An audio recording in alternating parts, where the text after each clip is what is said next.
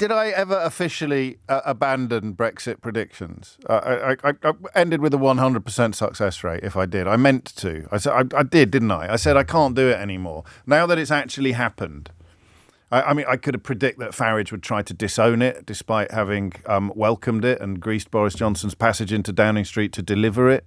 I could have predicted that it wouldn't do any of the things that. But once that legislation was passed, thanks to the culling of any Conservative MP prepared to publicly tell the truth at the time by Dominic Cummings and Boris Johnson, once that bill got over the hill, I could have predicted that there would be checks on goods going into the island of Ireland, despite that footage of Boris Johnson swearing blind that there wouldn't be, with a glass in his hand, perhaps inevitably.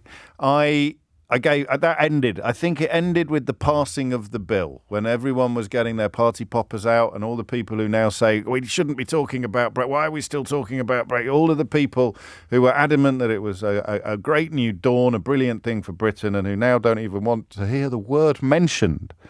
The only recorded event in British history where a glorious victory has been so amazing that none of the winners ever want to talk about it again. So I have given up on predictions, because predictions now are not 100% fact-based.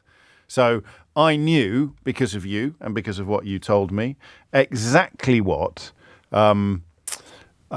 would happen when we left the customs union and the single market. From the minute that Theresa May said that the four freedoms would all be abandoned in order to deliver the immigration ban to the racists. How did that work out for you, racists, by the way? The Brexiter promised that immigration would come down exponentially as a consequence of leaving the European Union. And I'm only talking to the racists. I'm not talking to all of the people who hate foreigners coming here but definitely aren't racist. You're all right. You can have a free pass today.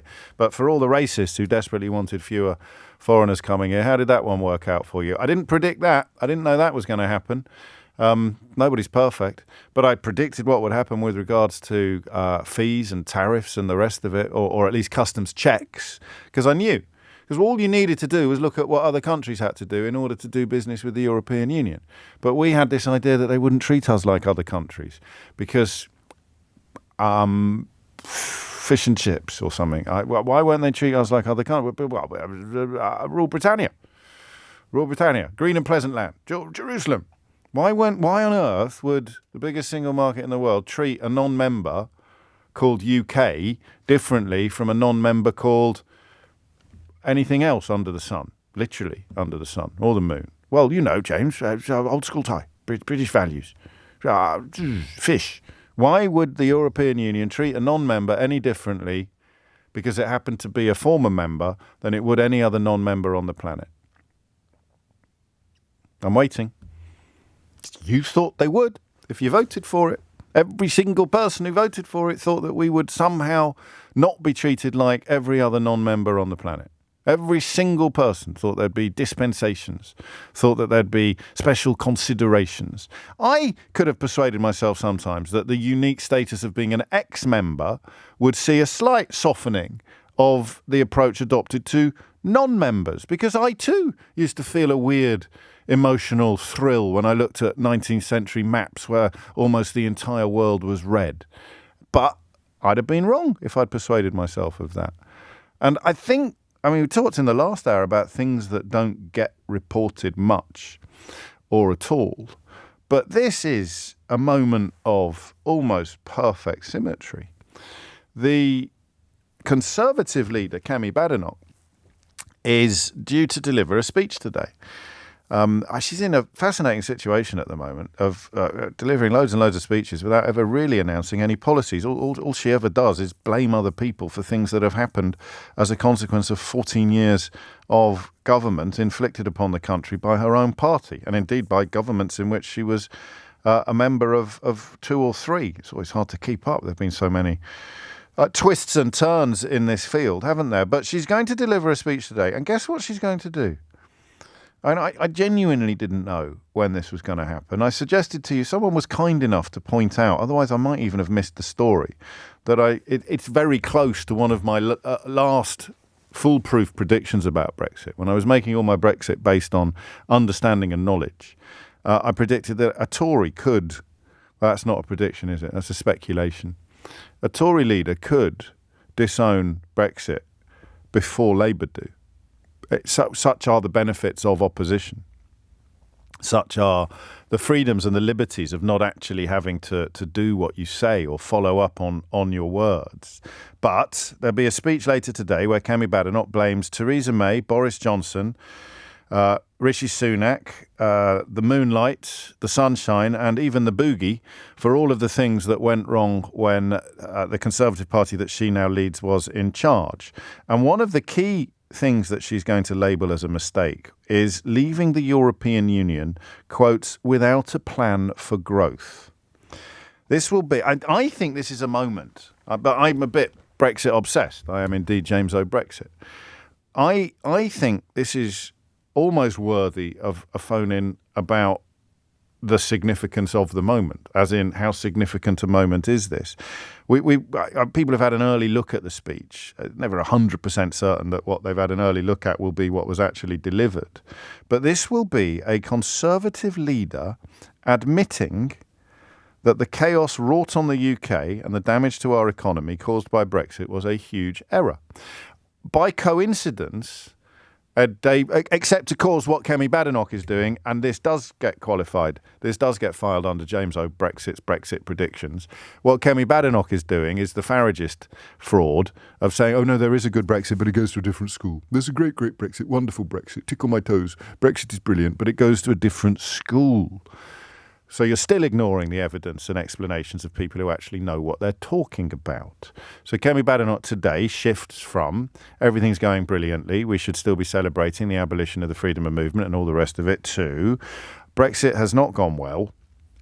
It was a mistake, but there is a good Brexit. It goes to a different school. So Kemi Badenoch is saying you need a Brexit with a bonus plan for growth. You need a Brexit with a new shiny satchel. You need a Brexit that has,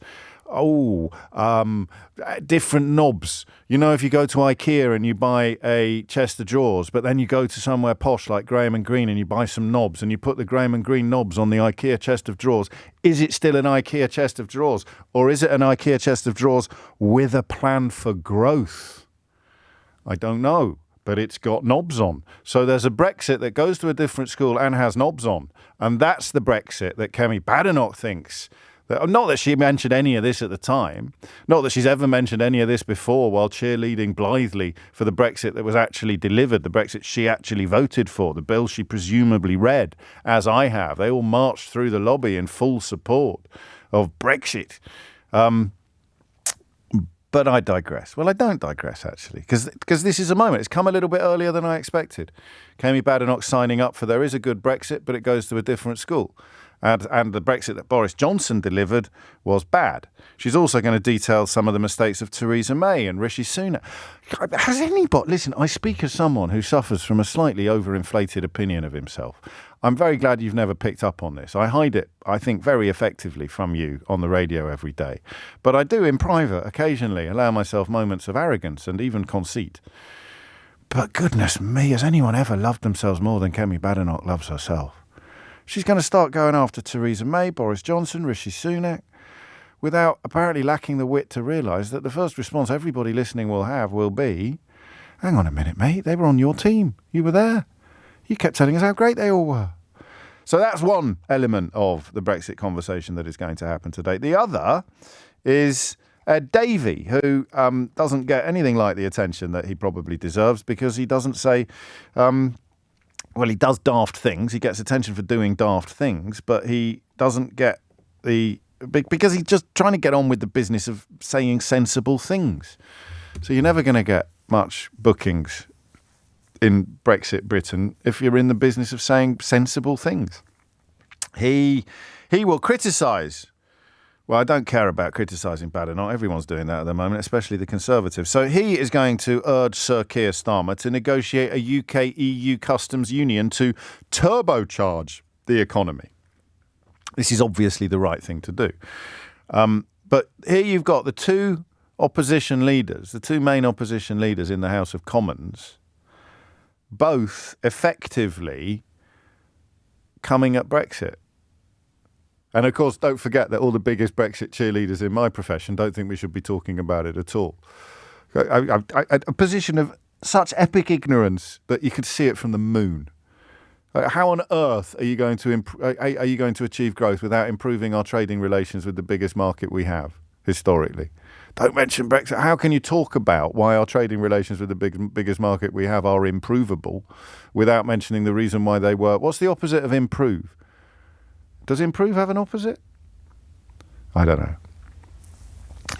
So Ed Davey is going to say we need to join the customs union. We need our own customs union. You can't actually join the customs union, without being a member.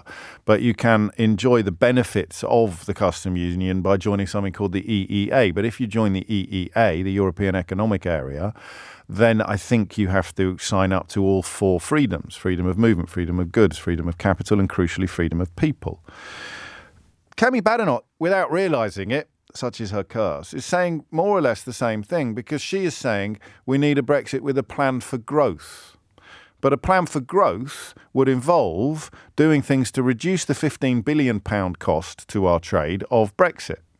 Take the £15 billion cost out of the equation, and that's according to the latest OBR report. So you're just looking, I think, at a 12-month figure there. Well, I could have got that wrong, forgive me.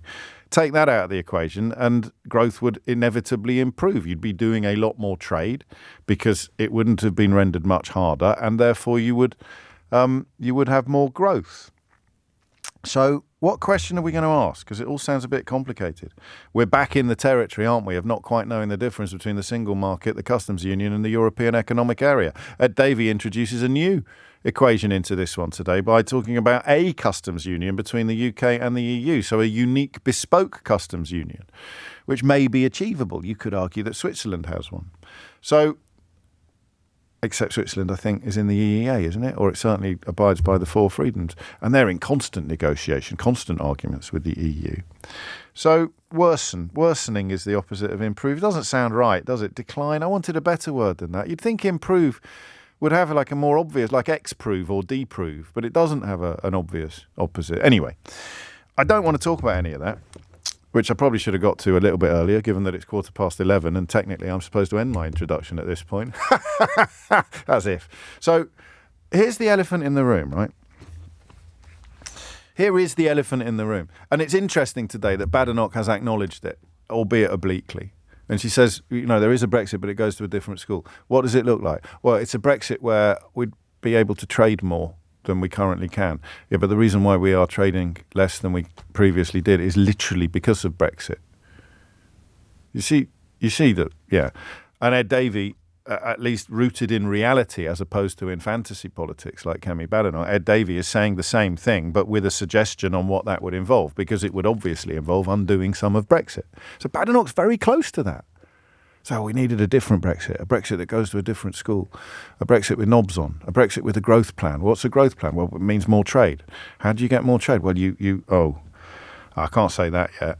You undo some of the things that have hindered trade as a consequence of the Brexit that you thought was brilliant. Well, at least immigration went down, eh? And here's the elephant in the room. It's changed things. I told you many years ago, I've over-egged that slightly. It sounds like I'm about to tell you something fascinating. It's a really boring story, but you're used to that by now. Mrs. O'Brien ordered a lipstick online without realising, I think, that it was coming from an Australian company. Do you remember this? I'd be amazed if you did. Ordered a lipstick online that was coming from an Australian company, which meant that when it arrived here, I think we either had to go to the post office or had to pay on our doorstep. I forget the precise details. But she had to pay a fee that was greater than the cost of the original lipstick. And I mentioned this on air, and you told me that after Brexit, that would happen even if you'd ordered something from Germany or even if you'd ordered something from France. And I initially didn't believe you. But then the ghost of Michael Gove appeared on my shoulder and said, this country has had enough of experts. And I thought, hang on a minute, I should listen to some experts. So I listened to some experts, and I understood that in the event of leaving the customs union, we would exactly have to behave with goods coming here from Germany or France or Poland or Spain or anywhere in the European Union. We'd have exactly the same scenario with goods that were coming from countries with whom we didn't have trade deals. albeit that we now have one with Australia, which was greeted, of course, on Australian breakfast television by the hysterical laughter of television presenters wondering what the hell the Brits got out of it while detailing what an astonishing deal it was for Australian beef farmers. But I digress. So we've not done this enough. We've done it a bit, but we've not done it enough. That you are in business, or you're just trying to send presents to your godchildren in Ireland. Don't know why I thought of that example. You never see in the UK media, in the Brexit supporting UK media, or even in the kind of battered anti-Brexit minority, you never see the stories about what it actually means. When Ed Davey says we need a UK-EU customs union, there are business people up and down the country going, hell yes, we absolutely do. But most of us, and I'm a little bit guilty of this, I'm less guilty than almost anybody else in the media, but I'm still a little bit guilty of it. We don't spend enough time talking about what it's actually done. Liam has seen the clip that I'm referring to. Somebody said, this is actually true. So one of the presenters on that Australian breakfast TV clip said, what do they export for us? And one of the other presenters said, and I'm going to give you a warning now, accent warning. James is doing one of his accents. Be warned. So one of the Australian presenters said, I don't know, Spice Girls CDs? And I played this out on the show a few times, and I got a message saying, no, actually, James, EMI had their own CD pressing plant in Australia, so we wouldn't even be exporting Spice Girls CDs to Australia. But they were laughing at us because of the ludicrousness of the Australian deal. That's not what we're talking about. What we are talking about is the differences that it's made to you, but chiefly perhaps to your business. So if you either import or export from the European Union or to the European Union, okay, what's it done? Badenoch and Ed Davey, the two major opposition leaders in the House of Commons, are now effectively saying we need a better Brexit. Whether a better Brexit is achievable or not, without admitting that Brexit was a stupid idea from beginning to end, is a question for the ages. Ed Davey would acknowledge that. Badenoch currently can't, but I still think there's a strong chance that she will. I still think there's a strong chance the Tories will disown Brexit before Labour do. But what has it done to you? Okay, 0345 6060 973. And I know you think it's a silly question because you think everybody knows, but I promise you they don't. I promise you they don't. You were previously in the business of exporting either large quantities of cheese or tiny quantities of homemade candlesticks. And you could send them to Berlin as easily as you could send them to Birmingham. 0345 6060 973 is the number that you need. What has it done? When Ed Davey talks about the need for a new customs union between the UK and the EU, you say, hell yes. Because what is it that has happened to you that makes the case so clear, but which very, very, very rarely gets properly reported in this country? 0345 6060 973. And Tina's been in touch to give you just a little example, saying, since Brexit, I've stopped sending presents to my family and friends in Finland as everything gets stuck in customs, including bulky cards. I now order presents for them to be delivered from local shops in Finland. People don't know that. Most people don't have family in European countries. I sent a box to Ireland before Christmas and it came back to Ireland. Just a box. Nothing particularly exciting in it. Just sort of Christmas presents. And it came back. People don't understand this because no one ever asks this question.